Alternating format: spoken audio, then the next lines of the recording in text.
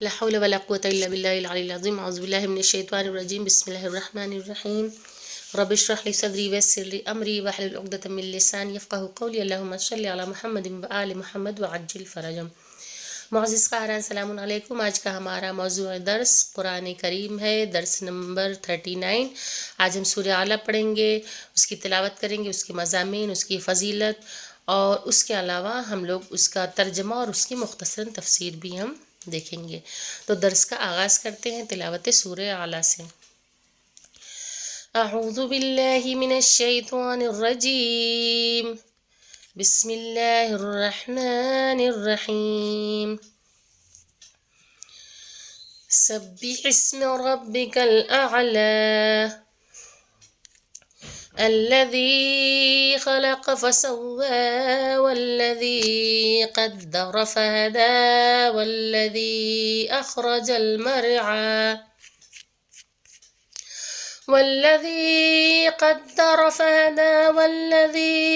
أخرج المرعى فجعله غثاء أحوى سنقرئك فلا تنسى إلا ما شاء الله إنه يعلم الجهر وما يخفى ونيسرك لليسرى فذكر إن نفعت الذكرى سيذكر من يخشى ويتجنبها الأشقى الذي يصلى النار الكبرى ثم لا يموت فيها ولا يحيا قد أفلح من تزكى وذكر اسم ربه فصلى بل تؤثرون الحياة الدنيا والآخرة خير وأبقى إن هذا لفي الصحف الأولى صحف إبراهيم وموسى صدق الله العلي العظيم سبحان ربي الأعلى وبحمده۔ سورہ اعلیٰ قرآن کریم کا 87 نمبر پہ سورہ ہے۔ یہ مکی سورہ ہے، اس میں 19 آیتیں ہیں اور یہ 30ویں پارے کا جز ہے۔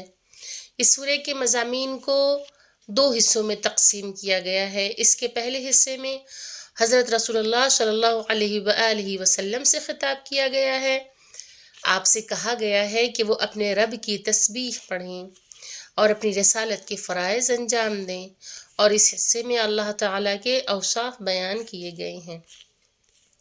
اور جس کا دوسرا حصہ ہے اس میں اہل ایمان و اہل کفر کا تذکرہ ہے، اور ان دونوں گروہوں کی سعادت و شقاوت کے عوامل کیا ہیں، اس سورہ کے آخر میں اس حقیقت کی طرف توجہ دلائی گئی ہے۔ ان مطالب کو صرف قرآن کریم نے نہیں بیان کیا، بلکہ گزشتہ انبیاء کرام کی کتب اور ان کے صحیفوں میں بھی ان مطالب کا ذکر موجود ہے۔ اس کی فضیلت کے بارے میں حضرت رسول خدا صلی اللہ علیہ وآلہ وسلم نے ارشاد فرمایا کہ جو شخص سورہ اعلیٰ کی تلاوت کرے گا تو اللہ تعالیٰ پر اس حرف کے بدلے جو اس نے حضرت ابراہیم، حضرت موسیٰ اور حضرت محمد مصطفیٰ صلی اللہ علیہ وآلہ وسلم پہ نازل کیا ہے، 10 نیکیاں اسے عطا فرمائے گا۔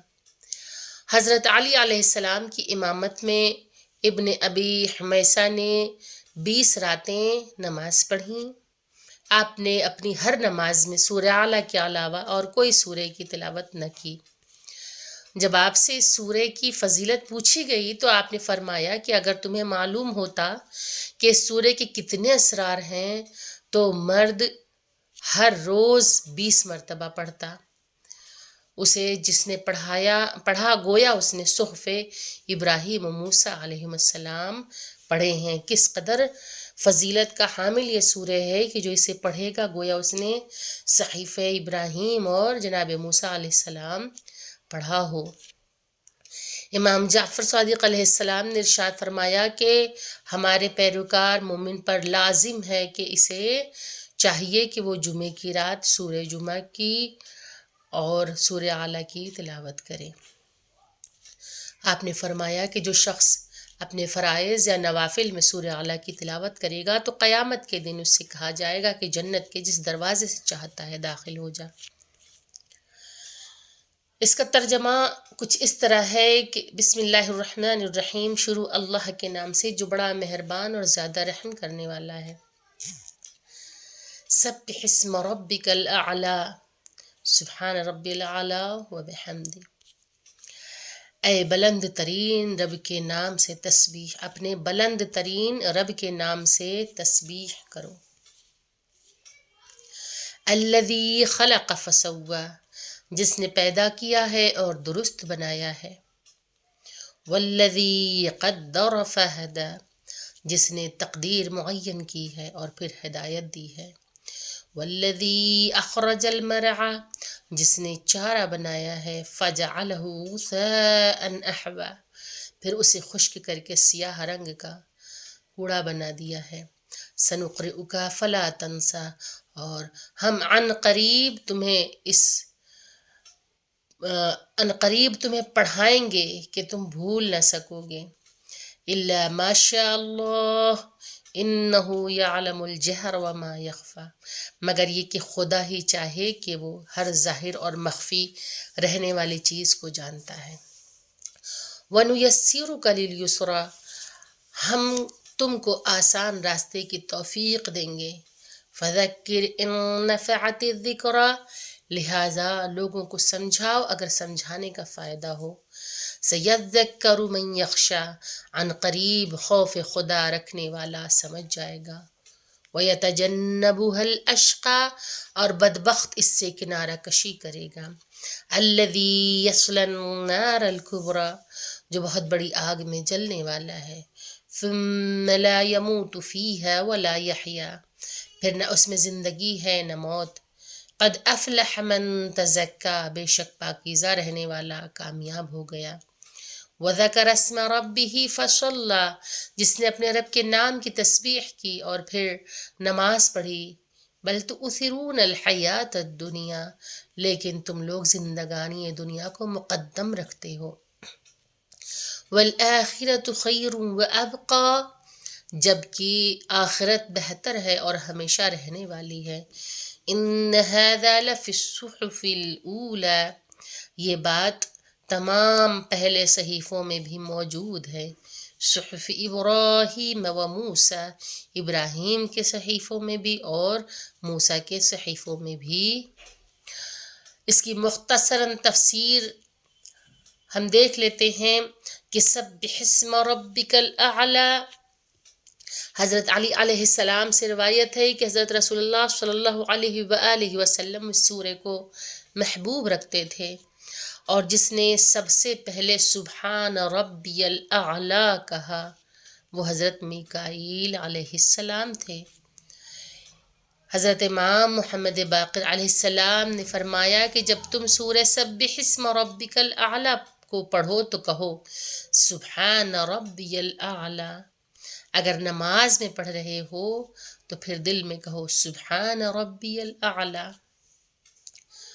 حضرت ابن عباس سے روایت ہے کہ رسول اللہ صلی اللہ علیہ وآلہ وسلم کا طریقہ کار تھا کہ جب آپ سبح اسم ربک الاعلی تلاوت فرماتے تھے تو کہتے تھے سبحان ربی الاعلی، اور حضرت علی علیہ السلام کا بھی یہی طریقہ تھا کہ جب بھی سورہ پڑھتے تھے اور سبح اسم ربک الاعلی پڑھتے تھے تو سبحان ربی الاعلی ضرور کہا کرتے تھے۔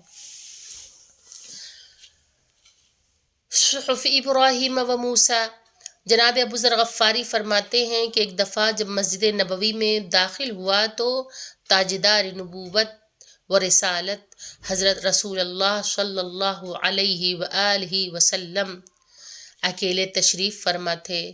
میں نے اس خلوت کو غنیمت سمجھا، اس تنہائی کو غنیمت سمجھا اور بارگاہ رسالت میں عرض کیا یا رسول اللہ، اللہ تعالیٰ نے کتنی کتابیں نازل کی ہیں؟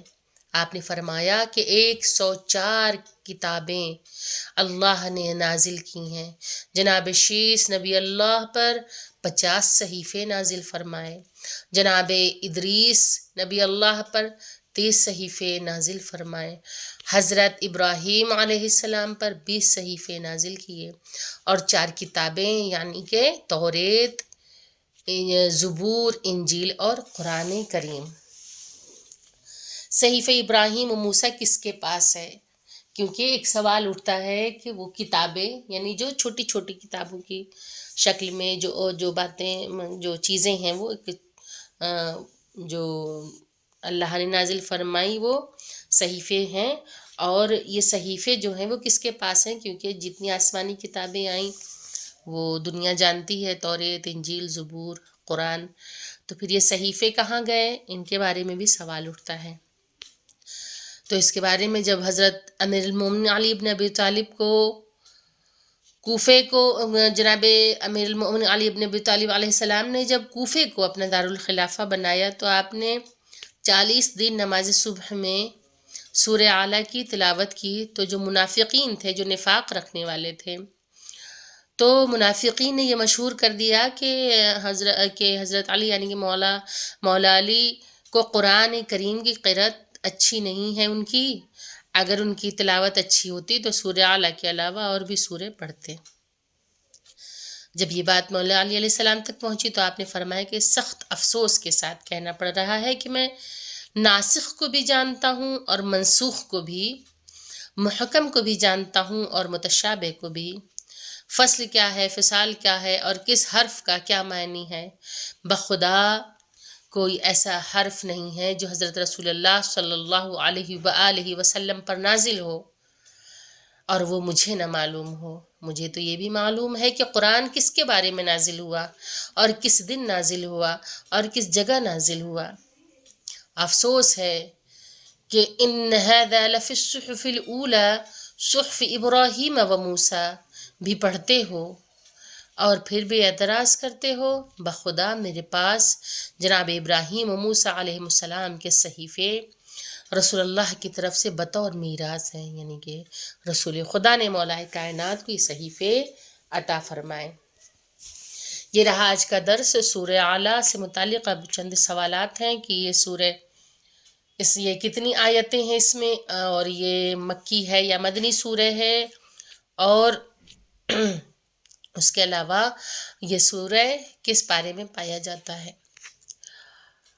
اور سورہ اعلیٰ کے مضامین سے متعلق رسول خدا صلی اللہ علیہ وآلہ وسلم نے کیا ارشاد فرمایا۔ اس کے بعد حضرت رسول خدا صلی اللہ علیہ وآلہ وسلم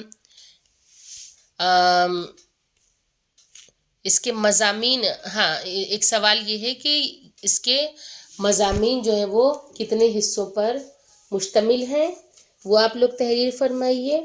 اس کے علاوہ اس کی فضیلت کے بارے میں رسول خدا صلی اللہ علیہ وآلہ وسلم نے کیا ارشاد فرمایا۔